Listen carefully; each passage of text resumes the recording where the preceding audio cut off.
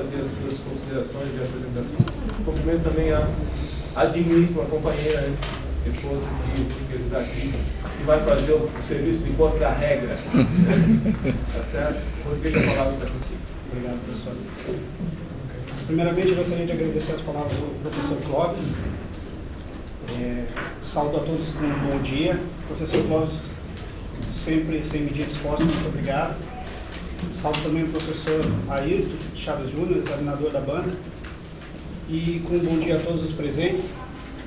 Para mim é com satisfação que eu venho apresentar hoje um trabalho, falar sobre um assunto tão complexo, que é a responsabilidade civil nos serviços de informação aeronáutica. Esse trabalho, ele nasceu em função de eu ser especialista em informação aeronáutica. O Serviço de Informação Aeronáutica, ele compõe a navegação aérea nacional, e a navegação aérea é composta pelo Serviço de Controle de Tráfego Aéreo, pela Meteorologia Aeronáutica, pelo Serviço de Telecomunicação Aeronáutica e o Serviço de Informação Aeronáutica, que é o objeto do nosso estudo.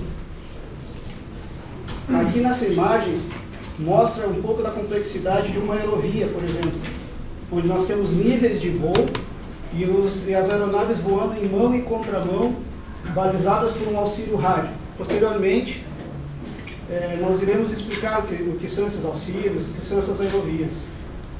Mas, a grosso modo, para esclarecer por que é tão complexo esse serviço, eu sempre faço uma analogia com o tráfego terrestre. Não é igual sair com um carro, ir a um supermercado, por exemplo, e no caminho de volta lembrar que tem que passar numa farmácia e comprar um medicamento. Em aviação, é necessário que se estabeleça um plano de voo e que se declarem para os órgãos de controle que rota que será tomada, de onde será a origem do voo, para onde vai partir o voo, e são usadas unidades de medidas internacionais, unidades de horários internacionais. Então é um meio bastante complexo e por isso eu tenho a honra de trazer hoje esse trabalho para os senhores.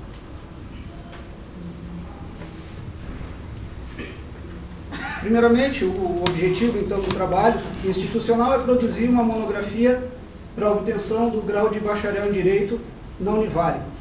O objetivo geral é difundir a importância do Serviço de Informação AIS dentro do Sistema de Informação Aeronáutica.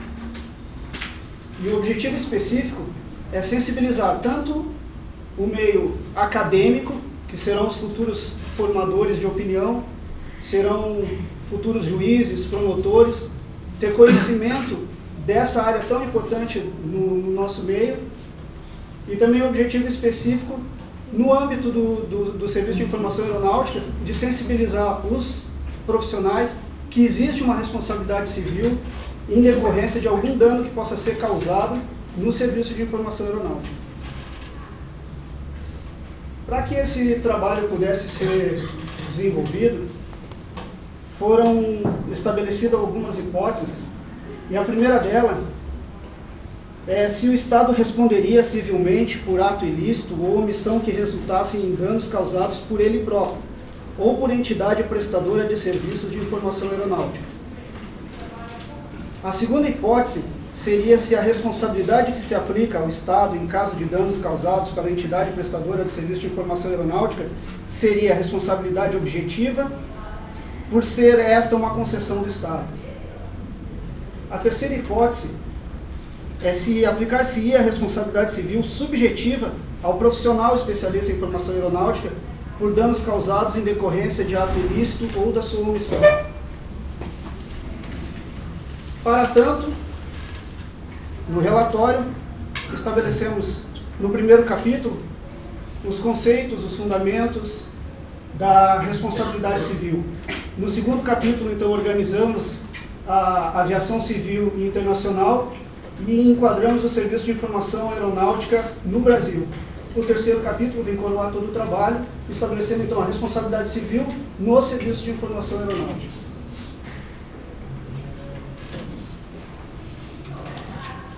Quanto à metodologia empregada, na fase de investigação usamos o método indutivo, na fase de tratamento de dados usamos o método cartesiano, o relatório de resultados empregou a base lógica indutiva E outras técnicas também foram usadas, como a do referente, a da categoria, do conceito operacional e da pesquisa bibliográfica.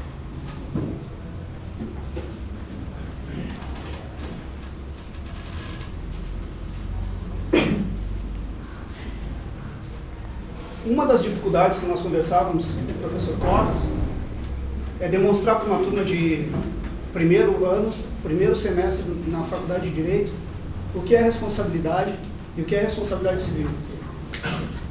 A responsabilidade civil vai permear todo o curso de Direito dos senhores. É importantíssimo entender esse instituto. Ele se desenvolveu, ainda está em desenvolvimento, e na modernidade ele apresenta aspectos diferentes do conceito que ele apresentava no direito romano. No direito romano, o termo responsabilidade era usado somente para o garantidor num contrato. Alguém que se garantia de alguma coisa era quem tinha a responsabilidade. A responsabilidade civil ela surgiu como um instituto jurídico da própria necessidade de se fazer justiça. Então, para entender o que é responsabilidade civil, é a necessidade que há em se recompor um dano causado por algum ato ilícito. Esta é a responsabilidade civil. A obrigação que nasce em decorrência de algum dano causado. Historicamente, então, eu já falei que a responsabilidade evoluiu. No primeiro capítulo, os fundamentos da responsabilidade civil. Como primeiro fundamento aparece a conduta ilícita. A responsabilidade por reparar algum dano, ela sempre nasce de uma contrariedade ao direito.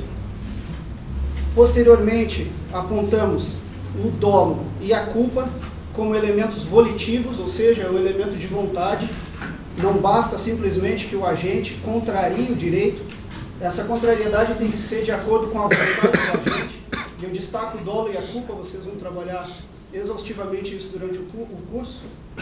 Mas, a grosso modo, o dolo é a vontade consciente do agente em produzir um resultado. A culpa, ela é uma ação e, por causa de uma inobservância de um dever de cuidado, ela se apresenta tanto na modalidade imperícia, imprudência ou negligência. Eu já observo que também o especialista em formação aeronáutica, ele nunca vai agir com imprudência, com imprudência, negligência e imperícia. Ele nunca vai agir com imperícia, porque ele é formado para desenvolver a função que ele estabelece. Então, a imperícia não caracteriza a culpa do agente. O dano se estabelece, então, como dano moral e dano patrimonial. O dano moral é aquele que afeta psicologicamente a vítima. A vítima tem um abalo psicológico, uma dor psicológica. E o dano patrimonial ele se apresenta como dano emergente e lucro cessante. Uma analogia para entender o que é o dano emergente e o lucro cessante.